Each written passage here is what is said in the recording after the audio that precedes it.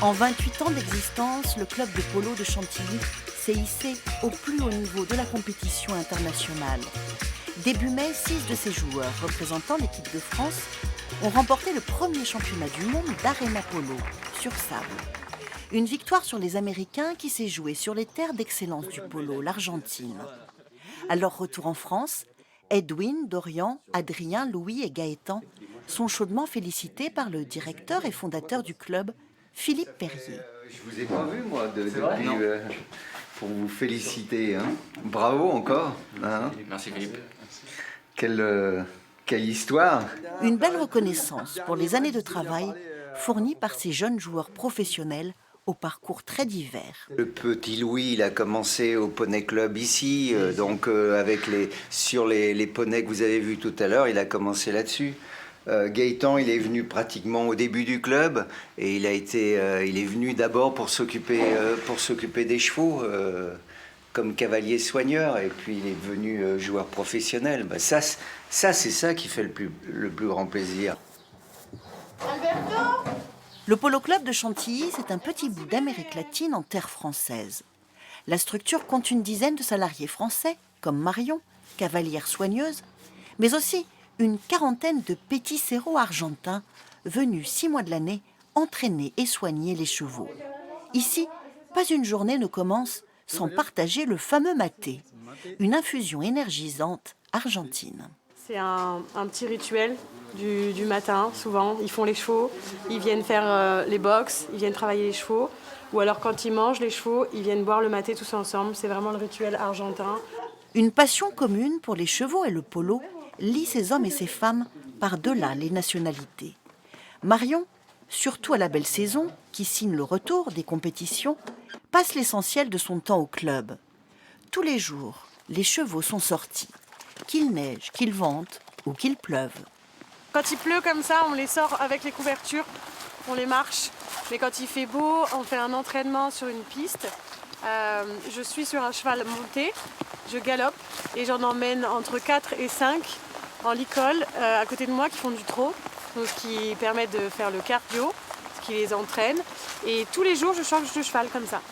Selon les périodes, 700 à 1200 chevaux sont hébergés ici, soit dans les boxes, soit en pâture. Le club de Chantilly est le plus grand centre européen de polo. Avec ses 200 hectares de surface et ses 10 terrains d'entraînement, il offre une infrastructure unique, très prisée des propriétaires, riches entrepreneurs, avocats d'affaires ou personnalités.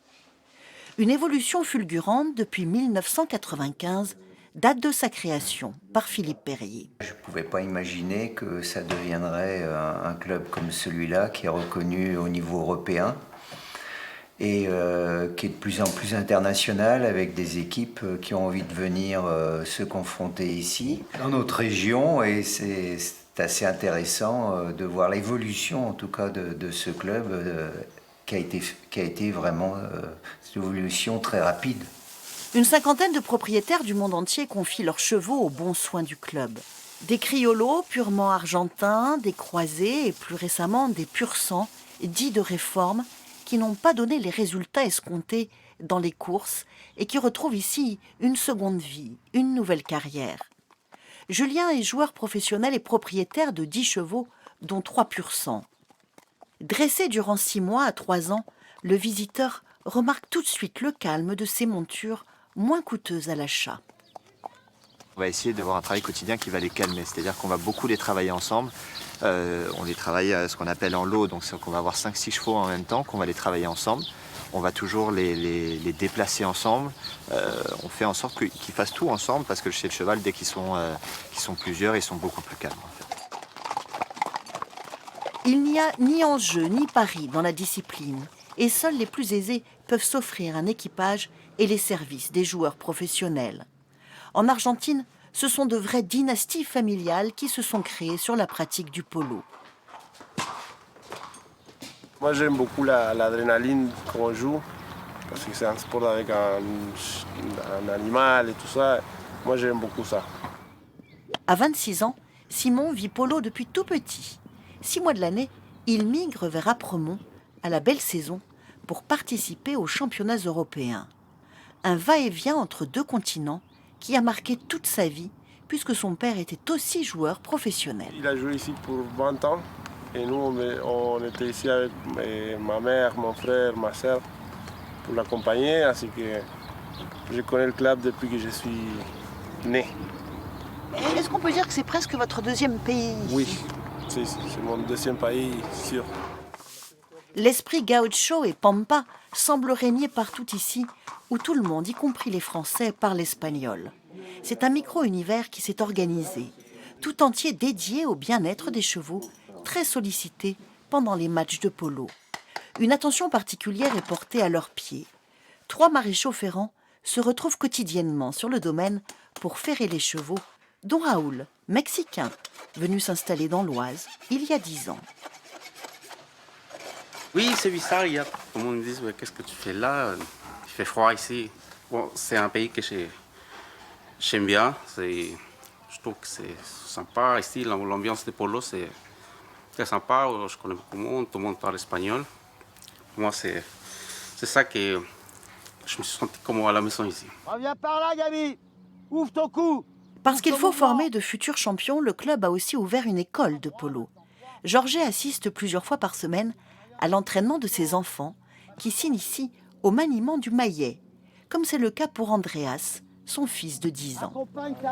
Qu'est-ce qui te plaît finalement dans ce sport? De taper la balle. C'est ce qui est le plus compliqué?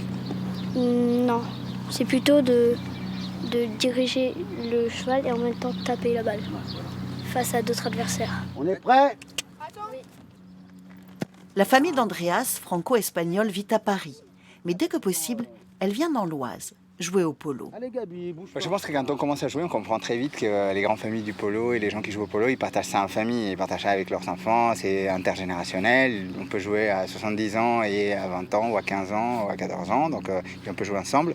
Ça, on le comprend très vite, donc on espère toujours un jour pouvoir jouer avec ses enfants. Je pense que c'est la meilleure des choses qui puisse arriver à un joueur de polo. Du 8 au 18 juin, le Polo Club de Chantilly accueille la Coupe des Nations en présence d'équipes allemandes, américaines et coréennes. Et en septembre, en accès libre, l'Open de France, le plus gros tournoi de la discipline dans notre pays.